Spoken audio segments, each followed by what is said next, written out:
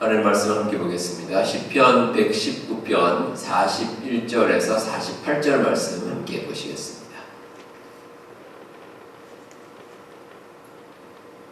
구약성경 시편 119편입니다. 41절에서 48절까지 한 절씩 자신대로 교독하겠습니다. 여호와여, 주의 말씀대로 주의 인자하심과 주의 구원을 내게 임하게 하소서.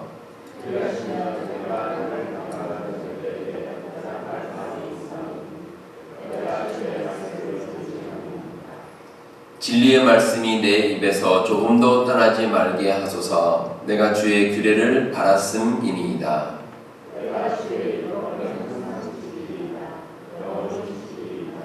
내가 주의 법도들을 구하였사오니 자유롭게 걸어갈 것이오며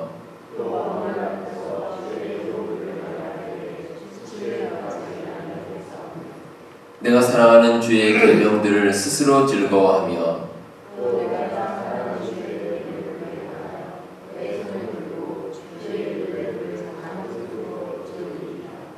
아멘. 제가 일전에 신문에서 이런 기사를 읽었습니다. 조지아주 애틀랜타에 살고 있는 수잔 호지슨이라는 사람인데, 이분이 이제 휴가를 갔다 와서 집에 와 보니까 집이 없어졌습니다. 없어졌다는 것이 이제 집이 이제 철거가 되어 버렸습니다. 다 무너지고 철거업체에서 자기 집을 철거한 겁니다. 물론 철거해야 될 집이 아니었습니다. 이 철거업체에서 엉뚱한 집을 철거를 한 겁니다. 이제 처음에 이제 철거업체가 나타났을 때 그 이웃집 그 주민들이 가서 얘기를 했답니다. 이게 무슨 일이냐? 그러니까 철거업체 관계자들이 당신 일이 아니니까 상관하지 마라, 이렇게 이제 얘기를 했다는 겁니다. 그러니까 나중에 집주인이 도착하고 보니까 이상한 겁니다. 집이 없어졌으니까. 그래서 철거업체에 가서 이제 문의를 했습니다. 그 허가증을 좀 보여달라. 보니까 그 집이 아니었습니다. 다른 집인데 그 집으로 착각하고 집을 그냥 이렇게 철거하고 무너뜨린 겁니다. 또 게다가 하필이면 그 집주인이 휴가를 떠난 상황이어서 철거업체가 왔을 때 막지도 못했습니다. 그래서 이제 결국 이런 일이 발생하고 말았습니다. 그런데 이런 일이 벌어지게 된 핵심은 하나입니다. 철거업체가 정확한 집 주소를 확인하지 않았기 때문입니다. 이 주소라는 것은 어떤 건물이나 아니면 장소의 위치를 알려주는 지표가 됩니다. 그 지표를 모르거나 착각하면 이처럼 엉뚱한 결과를 초래하고 맙니다. 우리 그리스도인의 삶이 이와 같습니다. 우리 그리스도인의 삶은 하나님 중심으로 이루어져야 합니다. 하나님의 뜻이 삶의 기준이 되고 또 그 기준에 우리의 목표를 두고 삶을 살아야 합니다. 그래야 흔들림이 없습니다. 그런데 그 하나님의 뜻을 담은 것이 바로 하나님의 말씀, 성경 말씀입니다. 무엇보다 하나님의 말씀은 우리를 구원으로 인도합니다. 그래서 우리는 하나님의 말씀에 힘입어서 멸망의 길을 벗어날 수 있습니다. 만약에 우리의 삶이 하나님의 뜻, 하나님의 말씀에 떠나 있으면 우리는 온전한 길로 갈 수 없습니다. 저는 함께 오신 말씀을 통해서 우리를 온전한 길, 또 구원의 길로 인도하는 하나님의 말씀은 어떤 의미가 있는지 함께 한번 묵상해 보도록 하겠습니다. 자, 먼저 하나님의 말씀은 우리가 세상과 싸울 힘이 됩니다. 42절 말씀입니다. 그리하시면 내가 나를 비방하는 자들에게 대답할 말이 있사오니 내가 주의 말씀을 의지함이니이다. 자, 세상의 대적들이 우리를 공격할 때 우리가 뭔가 할 말이 있어야 됩니다. 대적들에게 맞설 수 있는 무기가 있어야 되는데 그 무기가 무엇이냐면 하나님의 말씀이라는 겁니다. 그런데 우리를 공격하는 세상의 세력들이 결코 호락호락하지가 않습니다. 세상 사람들도 나름대로 확신을 가지고 싸웁니다. 어떤 싸움을 할 때 아무 생각 없이 덤비는 것이 아니라 뭔가 무기가 있을 때, 뭔가 확실한 무기가 있을 때 그 무기를 바탕으로 이 세상 사람들도 싸우고 나아갑니다. 자, 그런데 그 세상의 공격에 우리가 맞서기 위해서 어떻게 해야 될까? 보통 이제 싸움을 거는 것은 세상 쪽입니다. 우리가 이제 신앙생활을 잘 하려고 하면 세상에서 우리에게 싸움을 걸어옵니다. 구약시대 그 이스라엘을 공격한 블레셋도 마찬가지입니다. 블레셋이 이스라엘을 쳐들어왔을 때 그때 내세운 장수가 있습니다. 골리앗, 여러분도 잘 아는 골리앗입니다. 이 골리앗이 나서서 이스라엘에서 누구든지 나와 싸울 사람 있으면 나와봐라, 이렇게 모욕을 하고 조롱을 했습니다. 근데 블레셋이 이렇게 나서는 것은 사실 뭐 그만큼 자신 있던 거죠. 골리앗이라는 그 장수가 있었기 때문입니다. 요즘도 그런 말을 많이 합니다. 다윗과 골리앗 이렇게 말을 하면 보통 어떤 의미로 사용되냐면 상대가 안 된다는 뜻이죠. 상대가 안 될 정도로 이제 격차가 차이가 많이 날 때 다윗과 골리앗의 싸움인 것 같다, 이런 식으로 이야기를 합니다.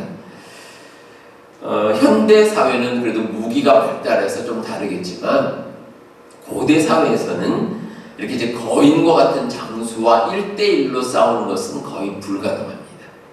10중 8구 질 수밖에 없습니다. 근데 이런 상황에서 다윗이 나섰습니다. 다른 이스라엘의 장수들은 다 뒤로 물러나 있는데 다윗은 그래도 용감하게 나섰습니다. 그 이유가 뭐겠습니까? 다윗에게는 확신할 수 있는 무기가 있었다는 겁니다. 하나님의 뜻이었고 하나님의 말씀이었습니다. 그 믿음 가지고 다윗은 담대하게 나섰습니다. 다니엘서 6장에 보시면 사자굴에서 살아남은 다니엘에 대한 이야기가 기록이 되어 있습니다. 이 다니엘은 그 페르시아의 이제 다리오 왕이라고 있었는데 이 다리오 왕이 아주 총애를 받던 신하 가운데 하나였습니다. 이제 다른 신하들이 이 다니엘이 하도 이제 왕의 그 총애를 받으니까 질투가 생겼습니다. 그래서 다니엘을 어떻게 한번 골탕을 먹이고 또 심지어는 다니엘을 없애버려야겠다, 이렇게 생각을 했는데 방법이 없습니다. 아무리 찾아도 성경 말씀해 보시면 다니엘이 허점이 없었다, 이렇게 나옵니다. 부족한 게 없습니다. 그러니까 적들이 가만히 생각하다가 이 다니엘을 어떻게 할까 하다가 한 가지 다니엘의 그 약점이라면 약점인 걸 하나 잡았습니다. 다니엘의 기도 생활입니다. 다니엘이 신앙생활 하는데 하루에 3번 하나님께 기도를 했습니다. 그래서 그 트집을 잡았습니다. 그러니까 다리오 왕이 가서 뭐라고 얘기했냐면 지금부터 30일 동안 왕 외에 누구에게든지 무엇인가를 구하면 그 사람을 사자굴에 던져놓읍시다, 이렇게 제안을 했습니다. 왕이 들으니까 특별히 문제가 될 것 같지 않습니다. 그래서 그렇게 하라고 이렇게 얘기를 했습니다. 이제 왕의 명령이 이제 널리 퍼졌는데 그럼에도 다니엘은 계속해서 하나님께 기도를 했습니다. 결국 이제 다니엘이 사자굴에 던져졌는데 잘 아시다시피 하나님께서 보호하셔서 다니엘은 목숨을 건질 수가 있었습니다. 자, 그런데 저는 이런 생각이 들었습니다. 이 다니엘의 그 이야기를 가만히 살펴보면 우리가 정말 주의 깊게 봐야 될 부분은 다니엘이 사자굴에서 목숨을 건진 것이 아니라 오히려 그 전의 과정입니다. 다니엘이 사자굴에 던져지기까지의 과정입니다.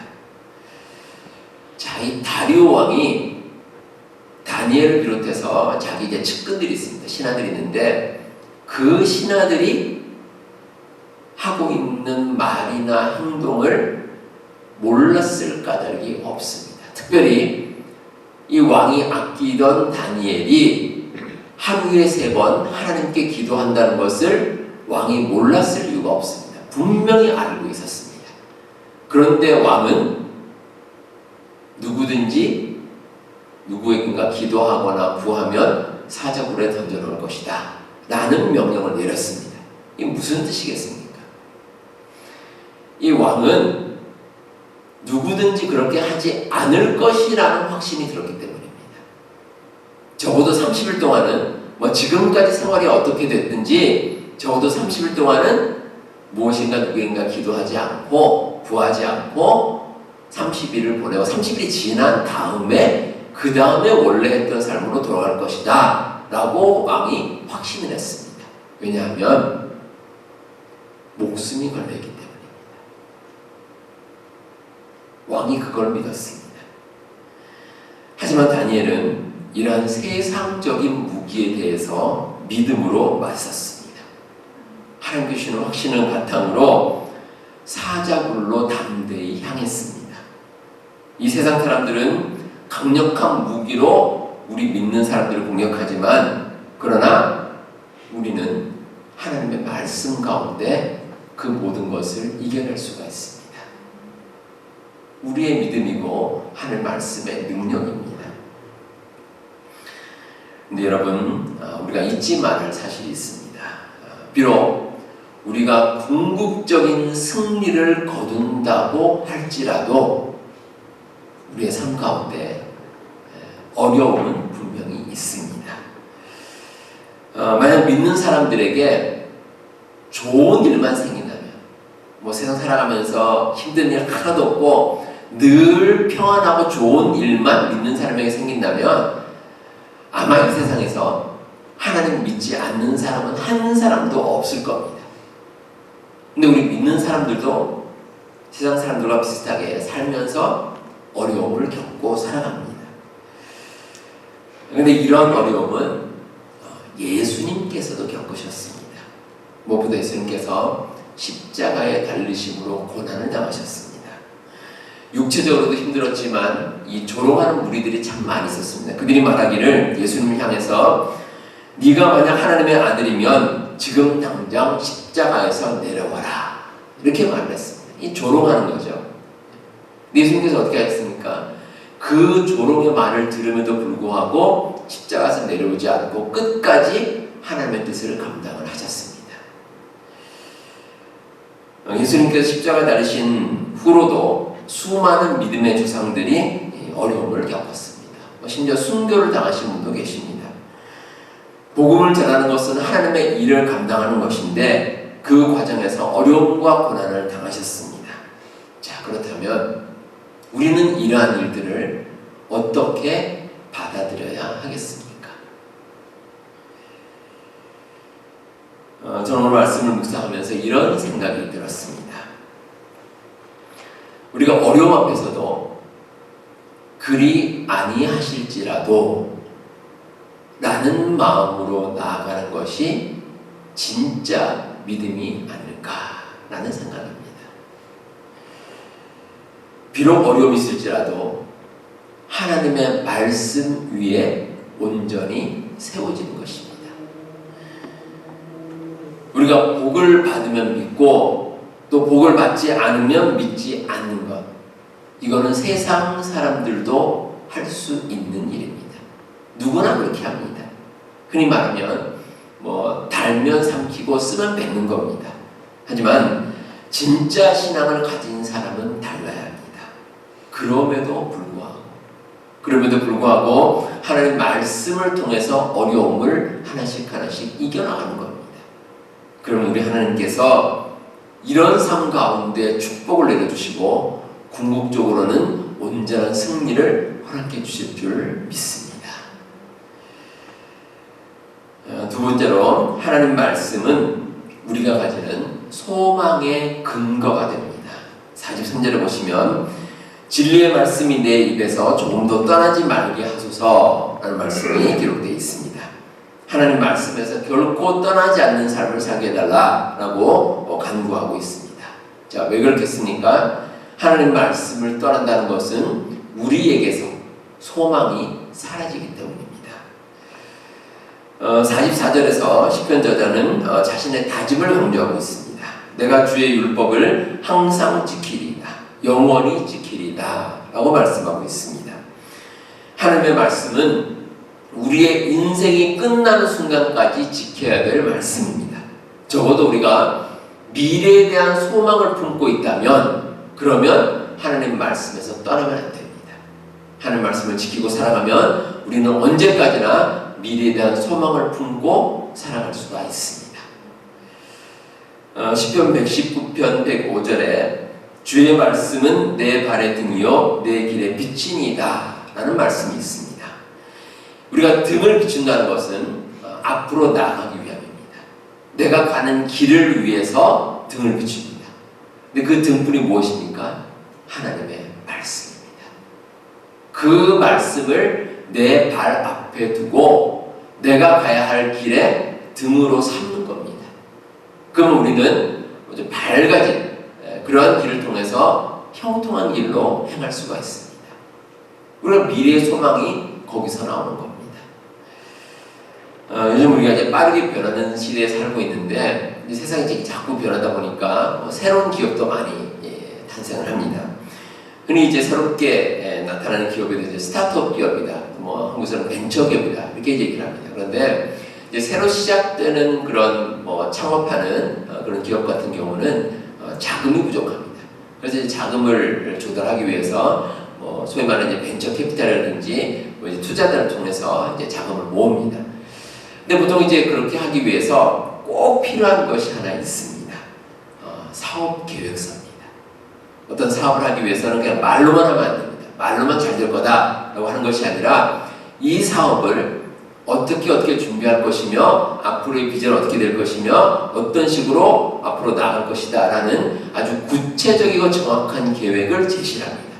그러면 그 사업 계획서를 보고 이제 투자를 받습니다. 우리가 앞으로의 미래를 위해서 준비하지 않으면 그러면 그 삶이나 어떤 사업이나 어떤 단체나 온전히 유지될 수가 없습니다. 반드시 미래에 대한 소망, 미래에 대한 비전이 반드시 필요합니다. 중동에 위치한 이 사우디아라비아라는 나라가 있습니다. 이 나라가 지금 아주 거대한 신도시를 만들려고 계획을 하고 있습니다. 그 이름이 이제 네옴시티다라고 이제 이름이 붙였는데 무려 사업비가 5천억 불입니다. 5천억 불. 어마어마한 돈입니다. 그 돈을 들여서 이제 국가적인 프로젝트로 이제 진행을 하고 있습니다. 근데 중동에 있는 많은 국가들이 이제 그렇습니다. 지금까지는 석유를 생산해서 막대한 수익을 얻었습니다. 그런데 언제 석유가 고갈될지는 아무도 모릅니다. 그래서 미래를 위한 준비를 너도나도 하고 있는 상황입니다. 중동에 있는 또 다른 나라, 이 아랍에미리트라는 나라가 있는데 이 나라의 수상이었던 막툼이라는 사람이 있습니다. 이분이 이제 이런 말을 했습니다. 내 할아버지와 아버지는 낙타를 탔습니다. 그런데 나와 내 아들은 벤츠를 타고 있습니다. 하지만 나의 증손자는 다시 낙타를 탈 수 있습니다. 중동에 있는 많은 사람들은 이와 비슷한 생각을 공유할 겁니다. 과거에 석유를 발견하기 전에는 유랑하는 그런 낙타를 타고 살아가는 그런 민족이었는데 석유가 나오면서 아주 엄청난 부자가 됐습니다. 하지만 석유가 사라지면 또 과거로 돌아갈지 모릅니다. 그래서 이제 아랍에미리트라는 나라가 그 수상에 이제 인도하에 아주 중동에서는 아주 드물게 규제 개혁을 하고 또 시장 개방을 해서 두바이라는 그런 도시를 아주 현대식으로 바꾼 그런 역사가 이제 이루어냈습니다. 이렇게 세상도 미래를 위해 열심히 준비를 합니다. 그리스도인의 삶도 마찬가지입니다. 오늘보다 나은 내일을 위해서 우리가 무엇인가 준비를 해나갑니다. 그러려면 미래를 위한 소망이 필요합니다. 그리고 그 근거는 하나님의 말씀이 되어야 할 것입니다. 우리 교회가 다 그렇습니다. 한국에 있는 교회도 그렇고 미국에 있는 교회도 그렇고 교회의 황금기가 있었습니다. 20세기가 시작되면서 정말 엄청난 부흥의 역사를 체험을 했고 그 역사를 통해 나타난 그런 신앙의 명맥을 지금도 이제 이어가고 있습니다. 하지만 미래는 그다지 밝은 편은 아닙니다. 일단 인구가 많이 감소를 했고 또 신앙적인 토대가 많이 흔들리고 있는 상황입니다. 그럼에도 우리에게는 맞이해야 될 미래가 있습니다. 그 미래를 준비하면서 우리가 다시 한번 돌아가야 될 것은 하나님의 말씀입니다. 그 말씀의 바탕을 두고 우리가 온전한 믿음을 세워나가면 우리는 다시 한번 부흥의 역사를 체험할 수 있습니다. 하나님께서 우리와 함께 하시고 또 미래를 우리를 위해 열어주신다는 겁니다. 우리 여러분들 우리 하나님의 말씀을 꼭 기억하시고 흔들리지 않는 미래, 그 든든한 미래를 준비하시는 저와 우리 여러분들 교회가 되기를 주님의 이름으로 축복합니다. 세 번째로 우리는 하나님의 말씀으로 새롭게 변화된 삶을 살아갑니다. 오늘 말씀 45절부터 48절에 그 내용이 기록되어 있습니다. 우리의 삶이 변화되는데 두 가지입니다. 하나는 자유함입니다. 45절을 보시면 내가 주의 법도들을 구하였사오니 자유롭게 걸어갈 것이오며 라는 말씀이 기록되어 있습니다. 하나님 말씀을 통해 누리는 자유입니다. 요한복음 8장 32절에 예수님께서 진리를 알지니 진리가 너희를 자유롭게 하리라 이렇게 말씀을 주십니다. 우리 예수님께서 주신 그 말씀 가운데 진리가 있고 그 진리를 따르면 우리는 자유함을 얻을 수 있습니다. 예수님의 이 말씀을 바탕으로 바울은 고린도후서 3장 17절에서 이렇게 고백합니다. 주는 영이시니 주의 영이 계신 곳에는 자유가 있느니라. 그러니까 예수님과 함께하고 또 그 말씀 가운데 의지하고 살아가면 우리에게는 자유가 있다는 겁니다. 자, 우리 여러분, 우리의 삶 가운데 이 자유라는 것이 무엇이라고 생각하십니까? 여러분들은 어떤 때 자유함을 누리십니까? 우리가 보통 민주주의 국가에 살아가면 그러면 개인적으로 자유를 누립니다. 근데 그렇게 누리는 자유만으로 삶에서 진정한 만족을 얻을 수는 없습니다. 참된 자유는 우리가 가지고 있는 걱정에서 해방되는 겁니다. 그게 진짜 자유입니다.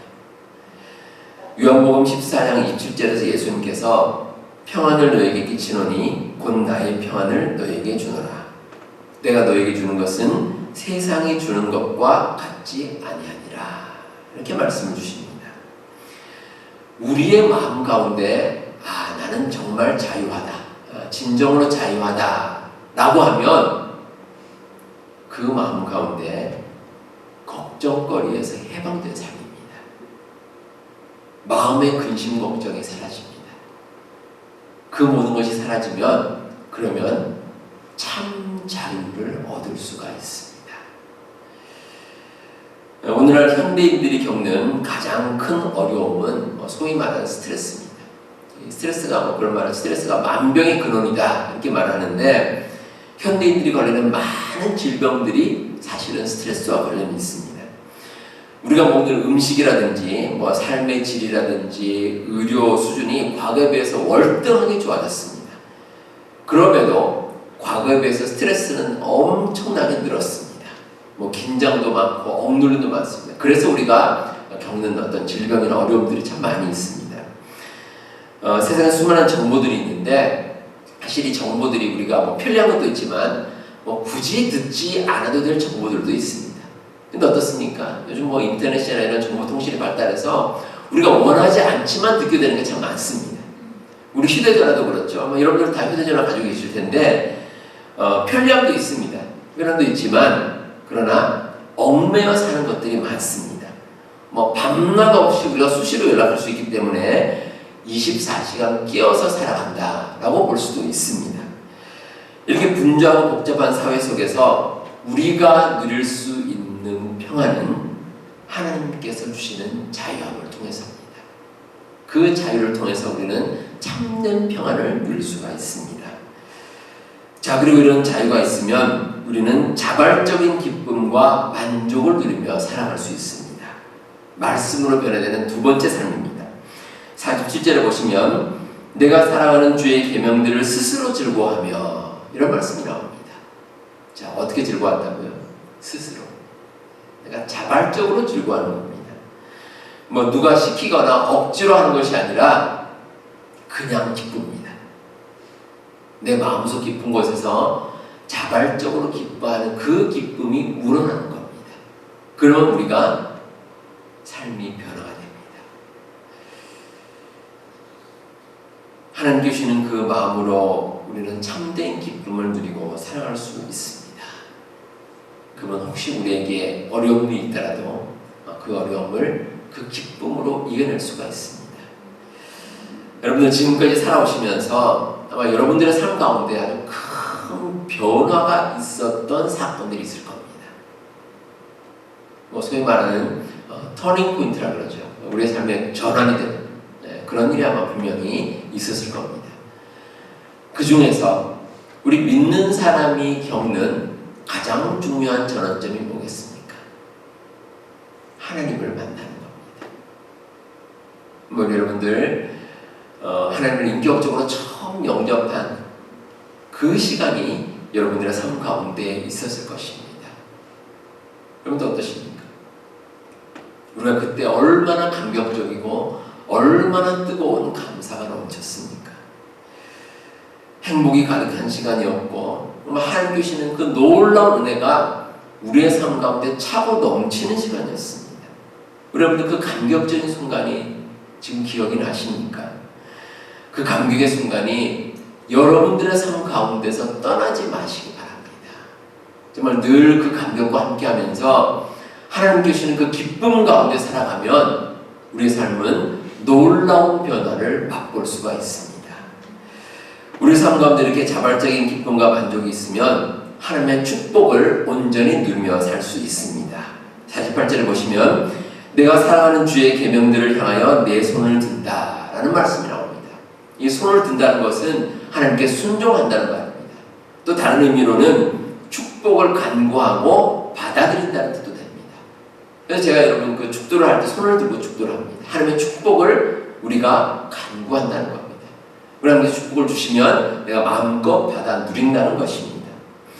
우리 믿는 사람의 삶에 하나님 말씀해 주시는 그런 자유와 기쁨과 축복이 있으면 그러면 우리는 변하지 말라고 해도 변화된 삶을 살 수 있습니다. 얼마나 감격적이고 기쁜 삶인지 모릅니다. 우리 사랑하는 성도 여러분, 우리의 삶 가운데 과연 우리가 무엇을 지표로 살아갈 것인가?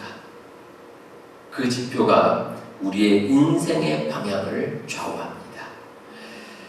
힘든 세상에서 우리가 승리할 능력과 또 미래의 소망을 안겨주는 것은 오직 하나님의 말씀입니다.